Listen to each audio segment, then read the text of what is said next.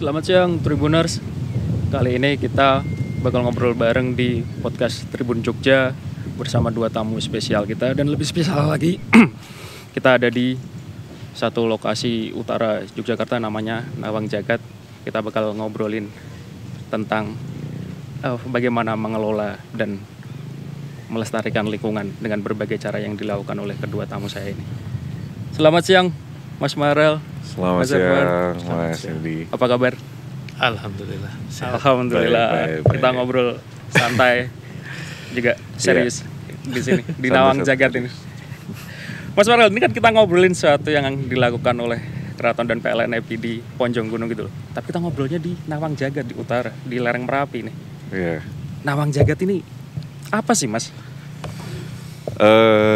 Jadi kemarin kita senang sekali dari PLN, yaitu PLN EPI Energi Primer Indonesia kemarin kontak kami untuk berkolaborasi lah menjalankan salah satu program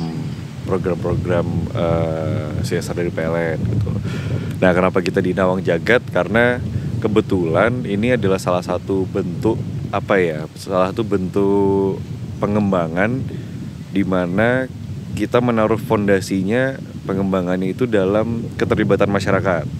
Jadi local community involvement itu menjadi fondasi kita. Nah, kebetulan yang sudah kita lakukan pertama awal-awal tahun kemarin itu di lokasi Sleman Atas, di Sleman Utara. Salah satunya yang sudah menjadi tempat itu salah satunya Nawang Jagat, terus ada juga Tankaman dan juga wilayah Kaliurang secara umum ya.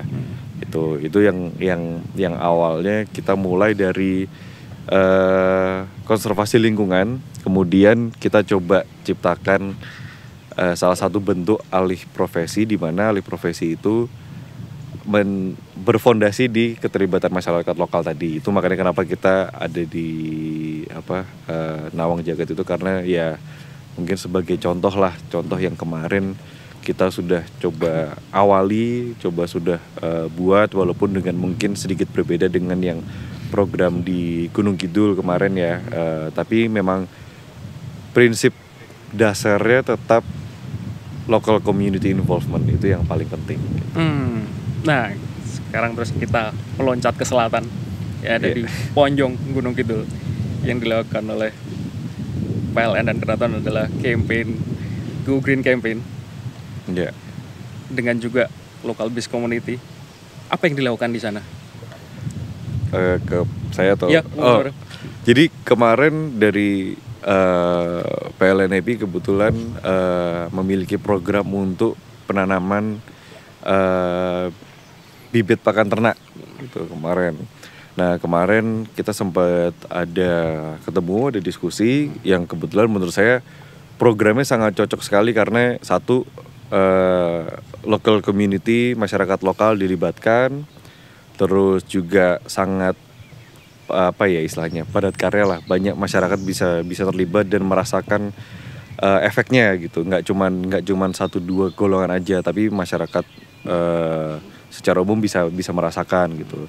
Nah, kita setelah ngobrol, lalu kemarin teman-teman dari PLN EPI dan PLN EMI itu survei lokasi. Terus kemarin memang setelah kita diskusi banyak, memang lokasi-lokasi yang akan ditanam untuk pakan ternaknya itu banyak status tanahnya adalah SG ataupun TKD. Akhirnya kalau untuk SG kan memang harus berkoordinasi dengan Keraton, lalu untuk TKD juga komunikasinya ke pemerintah ya, ke kalurahan, ke provinsi gitu. Nah, akhirnya dari situ kita putuskan yaudah deh, karena kebetulan memang di sana juga posisi banyak sekali SG yang memang non produktif. Lalu akhirnya ya sudah yang merupakan tanah SG ataupun TKD kita pilih lah untuk, dan kita berikan juga untuk masyarakat supaya yang SG ini juga bisa ditanam, yang nanti tanamannya itu menjadi pakan ternaknya untuk para petani dan peternak di sana gitu. Jadi akhirnya yang dipakai ya kalau untuk dari sisi keraton ya memang yang SG gitu. Tapi walaupun yang TKD juga nanti pun juga izinnya kan juga akan sampai ke kami, walaupun nanti akan sampai ke keraton, tapi yang memegang pengelolaan mungkin ada di pemerintah gitu. Akhirnya kemarin juga berkoordinasi dengan kelurahan, pihak kelurahan, akhirnya semua sudah oke. Akhirnya ya sudah, dari situ kita berjalan gitu. Akhirnya kemarin sudah ada penanaman, bibit datang langsung ditanam, warga antusias. Karena ini salah satu bentuk untuk persiapan musim kemarau, Mas. Jadi tengah tahun musim kemarau, karena di Gunung Kidul itu ada istilah sapi makan sapi lah gitu. Jadi ketika kemarau, satu sapi ini dijual untuk beli pakan gitu. Nah, ini ada, kita kolaborasi bibit dari PLN EPI menyediakan 50.000 bibit untuk ditanam. Lalu kalau dari keraton dari segi tanahnya gitu, dari segi tanahnya akhirnya kita berikan itu untuk ditanam, yang lalu nanti hasil panennya itu bisa diambil oleh masyarakat secara gratis gitu. Itu yang paling penting sih. Jadi ya udah, setelah itu kita sudah oke secara prinsip, ya sudah, kita habis itu berjalan gitu, Mas. Siap. Mas Irwan, 50.000 bibit. Ada 3 jenis tanaman. Tanaman apa aja tuh, Mas, yang ditanam di 2 desa di Ponjong itu? Kemarin kita dari PLN EPI berdasarkan survei juga dari PLN PTMI kan memilih memang mengakomodir dari keinginan masyarakat juga, indigo vera, gamal, dan jati putih ya. Jadi harapannya tanaman itu yang pertama tadi ya, Mas Farel, bahwa ini dipergunakan sebagai sumber pakan ternak, karena memang tadi ada istilah sapi makan sapi, sumber pakan ternak yang sebagai mata pencarian utama masyarakat Gunung Kidul yang peternak sapi.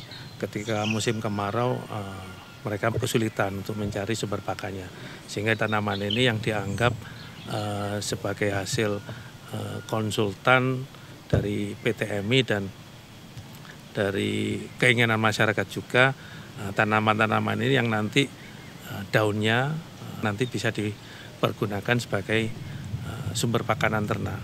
Dan memang karakter dari tanaman ini salah satunya juga, contohnya gamal ini, dia mempunyai kemampuan untuk sebagai penyimpan air tanah.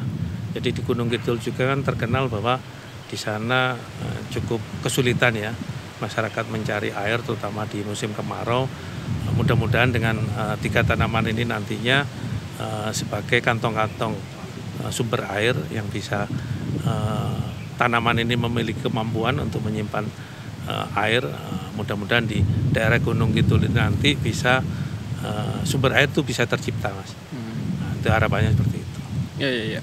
Ini yang bisa kita highlight adalah pemberdayaan masyarakat, keterlibatan masyarakat untuk memberdayakan dirinya sendiri, dan keraton bersama PLN memberikan medium itu. Seberapa besar peran masyarakat di sini, Mas? Apa yang dilakukan oleh masyarakat ketika program penanaman tanaman untuk calon pakan ternak itu? Memang konsepnya dari awal yang kita kemas kan Green Economy Village ya. Artinya di sini kita mencoba memberikan semangat pada masyarakat bahwa ekonomi sirkular itu bisa tercipta di masyarakat Gunung Kidul. Jadi ketahanan pangan untuk pakan ternak sapi, terus nanti yang selama ini sapi makan sapi mudah-mudahan nggak tercipta lagi ya, nggak terjadi lagi. Artinya mungkin sapinya nanti bisa sebagai sumber mata pencarian masyarakat juga, sehingga ekonomi masyarakat juga semakin meningkat.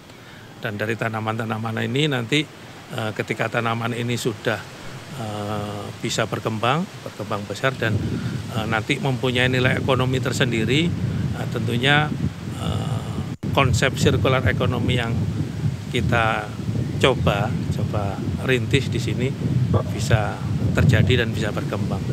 Mungkin konsep awalnya seperti itu. Jadi mereka menanam sendiri, merawat sendiri, terus nanti hasilnya diolah sendiri kah? Seperti seperti itu kira-kira. Konsepnya seperti itu. Dalam artian ketika nanti tanaman ini berkembang dan ketika nanti tanaman ini bahasanya mungkin dipanen ya. Iya, dipanen. Karena daun-daunnya atau pakan ternak ketika batangnya sudah mulai membesar dan nanti akan ada nilai ekonomis di situ, itu sebagai sumber tambahan pendapatan bagi masyarakat. Mas Farel, solusi yang ditawarkan kepada masyarakat dengan adanya program ini apa, Mas? Jadi kemarin salah satunya nggak cuman di posisi menanam ya. Jadi kan sebenarnya kurang lebih Ngerso Dalem itu kan juga memiliki pemahaman, memiliki visi lah bahwa masyarakat itu harus menjadi subjek dalam sebuah kebijakan gitu. Makanya ketika kemarin kita banyak diskusi dari jenis tanaman, jangan kita yang memutuskan, tapi harus dari masyarakat, karena mungkin masyarakat yang lebih tahu walaupun kita menyediakan ahli di situ. Jadi sense of belonging masyarakat itu juga tumbuh gitu. Rasa memiliki itu juga tumbuh lah gitu. Karena ketika masyarakat menjadi subjek, mereka terlibat dari awal, mereka dilibatkan dalam diskusi, mereka akan juga menjadi bagian yang besar gitu. Nah, kemarin setelah ditentukan seperti tadi Mas Ervan bilang jenis tanamannya, kemarin juga dari PLN-EPI mengajarkan masyarakat untuk mengolah pupuk. Jadi akhirnya masyarakat pun juga dilatih nggak cuma menanam tapi mengolah sebuah produk pupuk, akhirnya itu untuk ditanam, dimana pupuknya ini pun juga dari PLN kemarin, gratis juga. Jadi akhirnya kemarin bersama-sama kita nanam itu, mengolah itu, jadi kita nggak cuman istilahnya nggak memberikan kita bukan memberikan sebuah santunan lah istilahnya, tapi kita memberikan sesuatu yang lebih dari itu gitu, supaya mereka pun juga terlibat gitu. Ini menurut saya salah satu solusi yang konkret ya, karena di sana itu kan banyak lahan yang kritis dan mayoritas di Gunung Kidul itu batuan karang, kapur, juga tanah banyak tandus. Terus kemarin kita juga lewat itu ada beberapa bukit-bukit yang udah agak kroak itu udah kotak-kotak dipotongin gitu. Jadi kita lihat wah ini daripada cuman di kroak-kroak gini dipotong-potong gini, wah ya ditanam aja lah gitu. Akhirnya kemarin di titik-titik lahan kritis itu kita ditanamin itu gitu. Jadi supaya warga juga melihat oh ternyata sebenarnya ada solusi yang lain ya selain itu gitu. Mirip problemnya dengan kita di Sleman ini, di lereng Merapi ini. Kalau di sini kan mungkin lebih ke oknum penambangan ilegal pasir ya. Akhirnya yang merusak lingkungan. Di sana pun juga ada beberapa, kemarin saya lihat bukit-bukitnya udah pada gundul-gundul semua itu. Daripada seperti itu kan kita alihkan ke lingkungan yang sebenarnya itu juga potensi gitu. Karena kalau kita ngomongin pangan, ketahanan pangan, kedaulatan pangan, food security and food sovereignty itu salah satu hal yang penting sekali gitu. Karena kita mungkin istilahnya dalam bahasa umumnya mungkin kita nggak mungkin lah di Indonesia ini istilahnya perang besar seperti di Ukraine atau di Rusia, bukan seperti itulah. Tapi kita lebih menjaga keamanan pangan ini penting gitu. Nah, yang kita lihat sebenarnya ketika kita ngomongin ketahanan pangan, pemain utama kan sebenarnya ada di ujung, ada di petani ini, ada di peternak ini gitu. Jadi itu yang menurut saya akhirnya menjadi penting kalau petani-petani itu harus dilibatkan dan dia harus dibangun kesadaran gitu. Dan juga kesadaran akan lingkungan itu menjadi penting juga karena seperti kemarin kita diskusi dengan teman-teman dari PLN-EPI bahwa renewable energy, energi terbarukan itu juga adalah jalannya ke masa depan. Jadi kita juga harus bisa membuat pemahaman ke masyarakat bahwa banyak hal, banyak bahan yang bisa dijadikan untuk energi terbarukan gitu. Itu menjadi salah satu topik yang kemarin kita sempat bahas agak dalam karena salah satu yang kemarin baru mau dikerjakan oleh PLN dan pemerintah Indonesia kan salah satunya kan renewable energy itu gitu. Jadi kesadaran itu harus dibangun dari sekarang gitu. Jadi masyarakat juga bisa melihat bahwa dari sini ternyata ada juga circular ekonominya, jadi akhirnya itu sustain lah gitu, nggak cuman nanem kalau nggak sekali aja gitu, karena banyak problem kadang nanem sekali nggak tumbuh ya udah gitu, karena mereka nggak tahu ini bisa kemana aja gitu. Itu yang mungkin sedikit bisa edukasi. Jadi kemarin kita bareng-bareng lihat ya memang sangat sangat bagus sekali dari masyarakat antusias karena mereka butuh pakan untuk kemarau. Dari pihak PLN juga sangat antusias, kami dari keraton juga sangat senang sekali ada program ini, kami bisa berkolaborasi dari sisi mungkin tanah dan lain-lain. Akhirnya bisa dibilang ya masyarakat, BUMN dan keraton bisa, dan Pemda juga, pemerintah Jogja juga yang sangat mensupport gitu. Jadi akhirnya terciptalah satu bentuk kolaborasi yang akhirnya bisa berjalan gitu. Kolaborasinya menjadi utuh ya. Kolaborasinya menjadi utuh.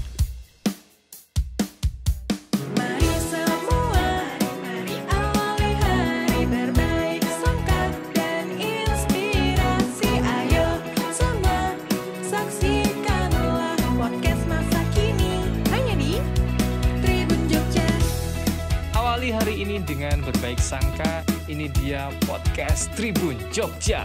Teluh,